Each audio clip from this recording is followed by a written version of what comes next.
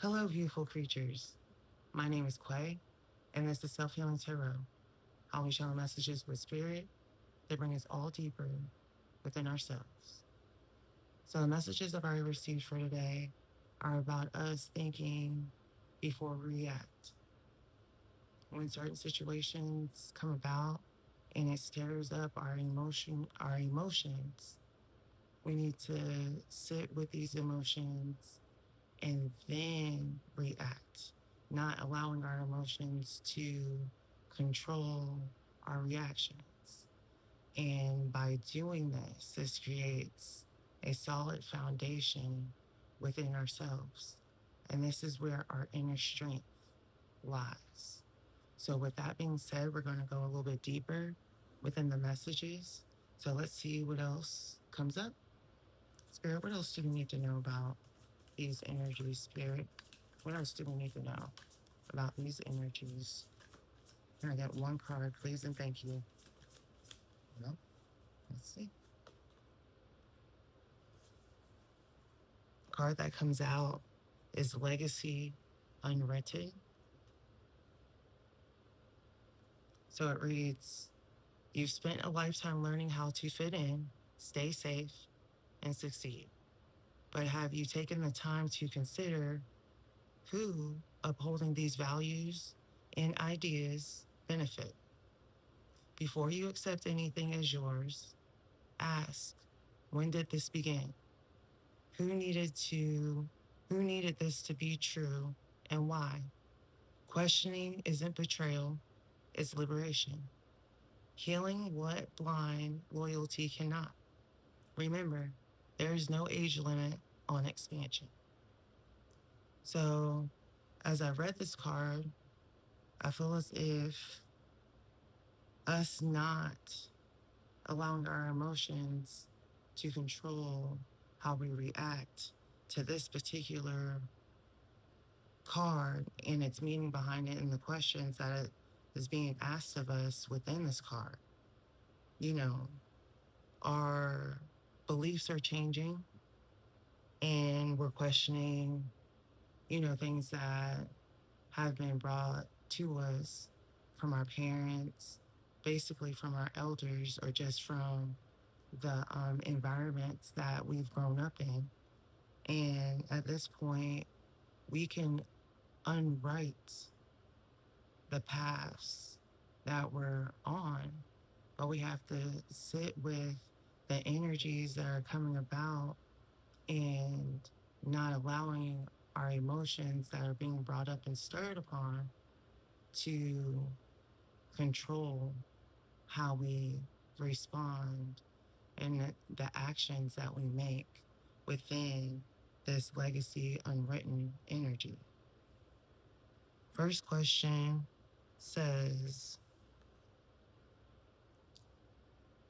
have we taken the time to consider who upholding these values and ideas benefits? And so I feel that we should go a little bit deeper within these questions. So, Spirit, who and what? Oh, okay. The Ace of Wands comes up, and automatically what came into my spirit and into my mind is that it doesn't matter who brought it up. At this point, we have to create our own new beginnings. If we're already questioning it, that means that we need to change and create something new within our paths and within our journeys. And we come up with our own ideas and our own values. What do we value as individuals? And how do these values that we're learning, these new values that we're learning, and things that are coming about within our own energy, how does that benefit us? So we are the creators of our own paths. But at some point, we have to start questioning ourselves and questioning, what we value. So, what about this Ace of Wands, Spirit, this new creative beginning? So, then the Devil comes out. And so sometimes within creating these new beginnings, our shadow aspect peeks in. And really, truly, we need all of our aspects, all of our energies to, become whole and for us to accept every part of our being. But a lot of times we shine off or shun off the shadow aspects of ourselves. And we need to accept and love our shadow aspects as well. And if there's things that we can change it. If there's things that we cannot change, not change it. But I feel as if this shadow aspect connected to, or this devil energy connected to the Ace of Wands is about creating a new beginning within our shadow, within the darker spaces within us. And then the Wheel of Fortune comes out. So within that, then a new cycle also too begins. And so as we're unwriting our own paths and creating new beginnings within our paths, we have to look at the shadow and also change within a cycle of looking within our shadow. But Spirit, what is the devil energy connected to the Wheel of Fortune? What is this? What is this, Spirit?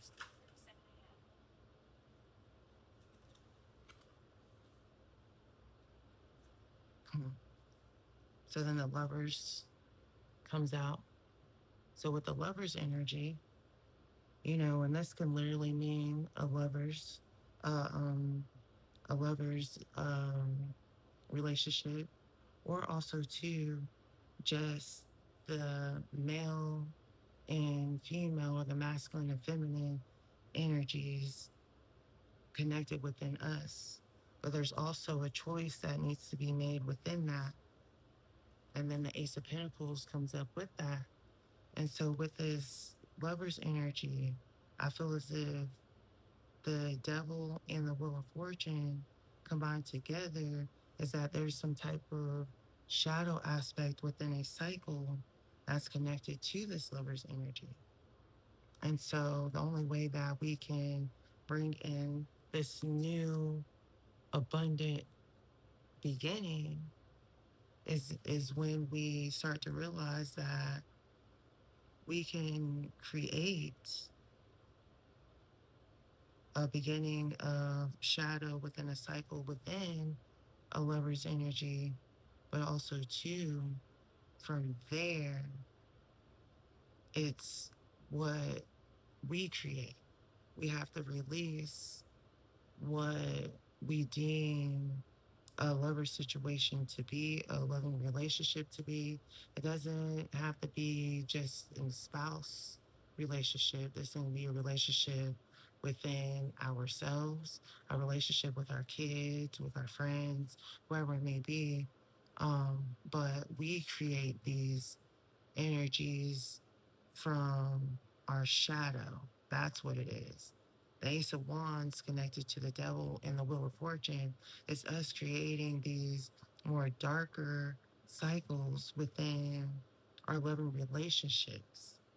But once we come into a place where we start questioning, our own values and questioning the benefits within our values and comparing them to the values that have been bestowed upon us from our elders, or from just the relationships that we've seen and grown up in, we now can bring in an abundant beginning within the Emperor and the Empress, which with the Emperor and Empress together, it's about actively creating a structure and foundation, and then being able to receive from what it is that we've created within our structures and our foundation, but a balance between the masculine and the feminine.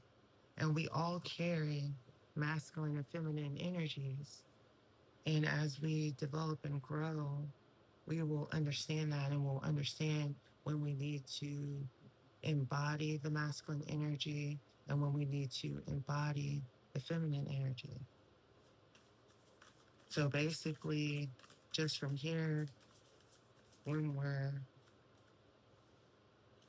when we're starting to see things for what they really truly are, and our emotions start getting riled up, we have to sit within the emotional state and see what it is that we actually value within ourselves, within our environments, all of that.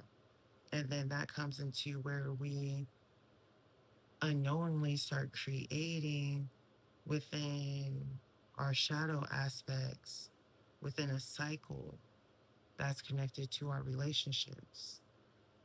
But we're supposed to see what it is that we're creating and change that energy into something abundant that we're able to balance out our masculine and feminine energies. And then the moon card comes out. And so the moon represents our emotions, represents the emotions that are hidden. And within that balance of the masculine and feminine, we start to see what's hidden within our emotional states, within our subconscious. And as that comes about, then the world card comes into play. And the world card is about a completion. So now we come into a place where there's a completion that's happening within things being hidden within our emotional states. They're being illuminated. They're coming about so we can rewrite our paths. Spirit. And then the Four of Wands comes up. So this is stability. This is harmony within what it is that we've created, a solid foundation.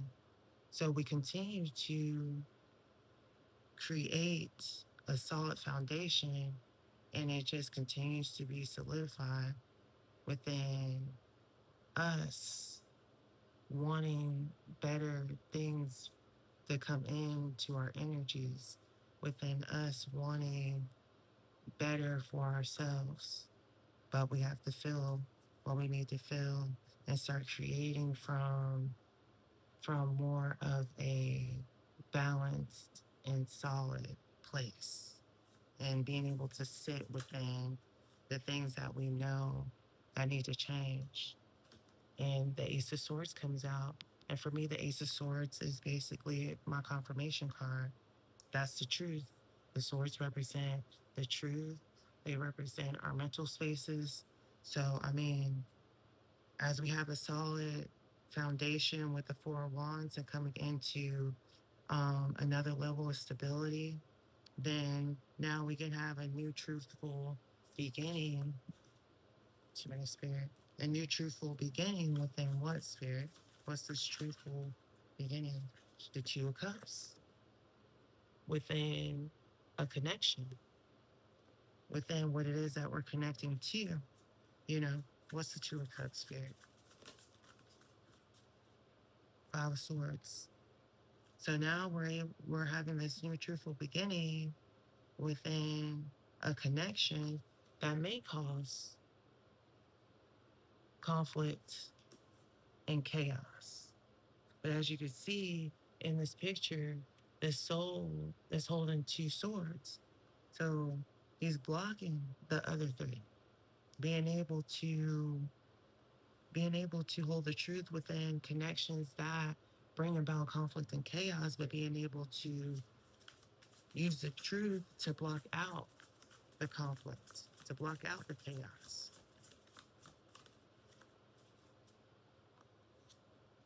The Five of Pentacles comes up.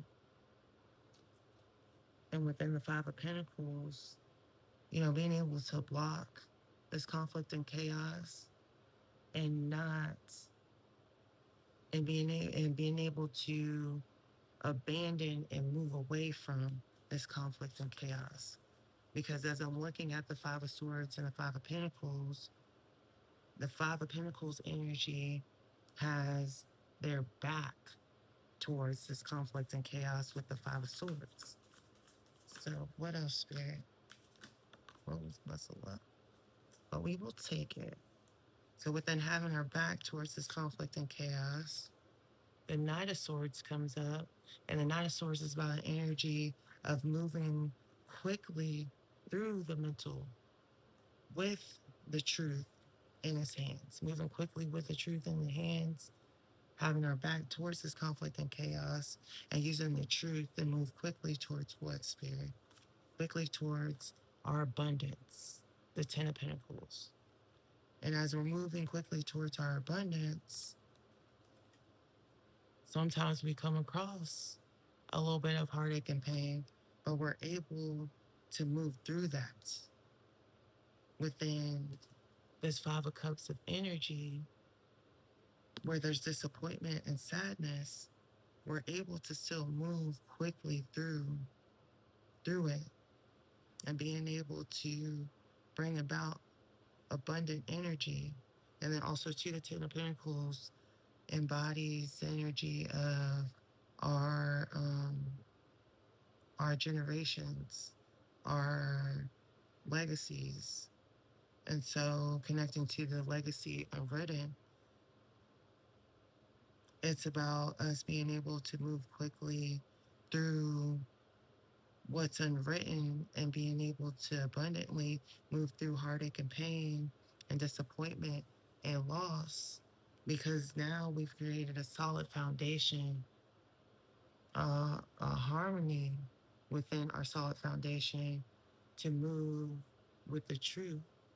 And by holding that truth, we're able to move through heartache, pain, abandonment, and we're moving quickly with this Knight of Swords energy and not allowing these negative or darker energies to stop us from from growing and developing within ourselves.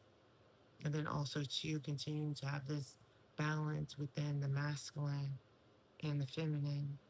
And these energies will continue to strengthen and solidify our foundations.